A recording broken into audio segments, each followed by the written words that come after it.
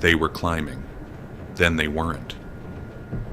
At 35,000 feet above the Atlantic, inside the cockpit of Air France Flight 447, the alarms began to scream. Not one alarm, all of them. And within 4 minutes, a perfectly functional Airbus A330 fell from the sky. No explosion, no structural breakup, no terrorist claim. Just a slow, incomprehensible descent into darkness. June 1st, 2009. The aircraft had departed from Rio de Janeiro en route to Paris. It was a routine transatlantic overnight flight. 228 people on board, experienced crew. Modern fly-by-wire aircraft, nothing abnormal. Outside, however, the Atlantic night was moonless. Ahead lay a massive convective weather system along the intertropical convergence zone, towering cumulonimbus clouds reaching above cruising altitude. But storms are not rare on this route.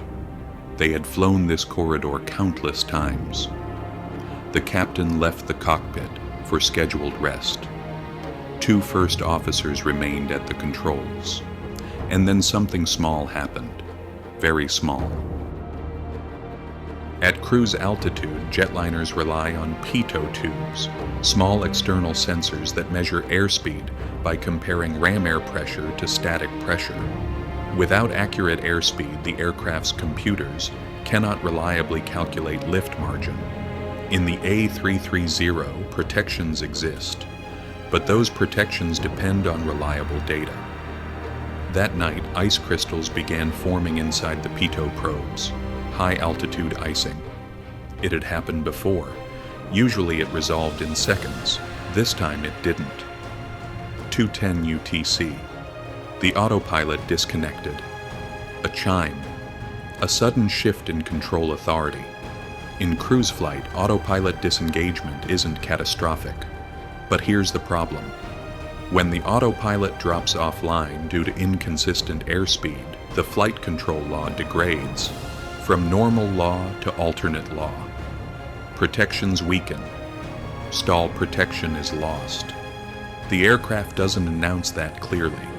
It just stops protecting you. The pilots were suddenly hand-flying a heavy wide-body jet in turbulence, at night, over the ocean, without reliable airspeed. Then the stall warning sounded.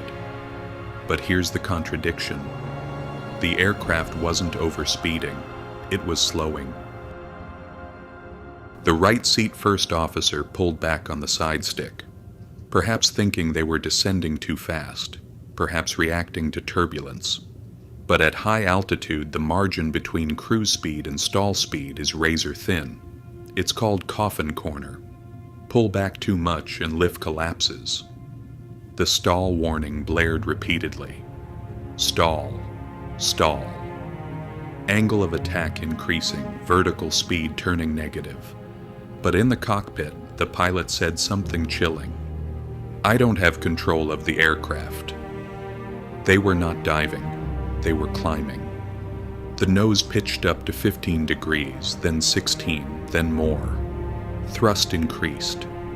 But the airspeed indications were fluctuating, unreliable.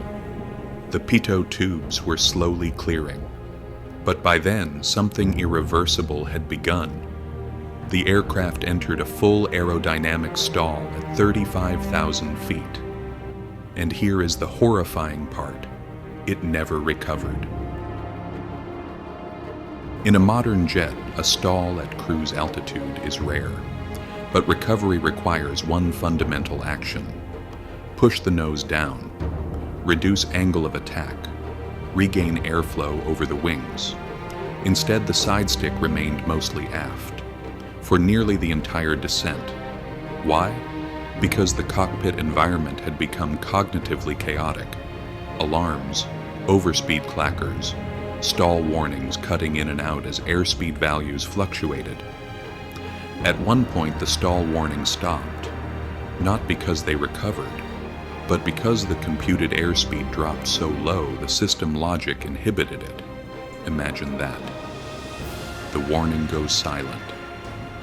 while you are still stalled. The aircraft began descending at 10,000 feet per minute, but the nose was still high. The wings were not flying, they were falling. The captain returned to the cockpit. What's happening? No one could clearly explain. The data was fragmented. The attitude indicator showed nose up. The vertical speed showed rapid descent. But without stable airspeed, the situation didn't match their training memory. And here lies the psychological fracture. Humans trust instruments. But when instruments disagree, the brain hesitates. For over 3 minutes, the A330 descended in a deep stall. No structural failure. Engines running. Control surfaces responding. But the nose never sufficiently lowered. At impact, the aircraft was nearly wings level. Descent rate still catastrophic. 228 lives lost. Instantly. The wreckage would not be found for 2 years. Search crews combed the Atlantic between Brazil and West Africa. Acoustic pings faded. Debris fields misled investigators. Families waited. Conspiracy theories grew. But when the black boxes were finally recovered in 2011, the data was unambiguous. Temporary pitot icing, autopilot disconnect, manual inputs, sustained nose-up commands, fully functional aircraft, human factors. It wasn't a mystery failure. It was a breakdown in situational understanding, and something more uncomfortable, startle effect. At high altitude in darkness, with cascading warnings, even experienced pilots can become disoriented. The brain narrows, tunnel vision, action bias, pull back, climb, survive, except at 35,000 feet. Pulling back kills you. After the crash, global training protocols changed. High-altitude stall recovery became mandatory simulator emphasis. pitot probes were redesigned. But that night remains a fracture in modern aviation confidence. Because the aircraft did not explode, it did not disintegrate. It did not suffer catastrophic mechanical failure. It responded exactly as physics demands. The system worked. The humans inside it didn't, not in time. And that is what unsettles experts most. Technology can fail. That's expected. But when the machine is intact, and the sky is still flyable, and the only missing variable is human perception, the ocean feels a lot larger, and the margin between control and collapse feels impossibly thin.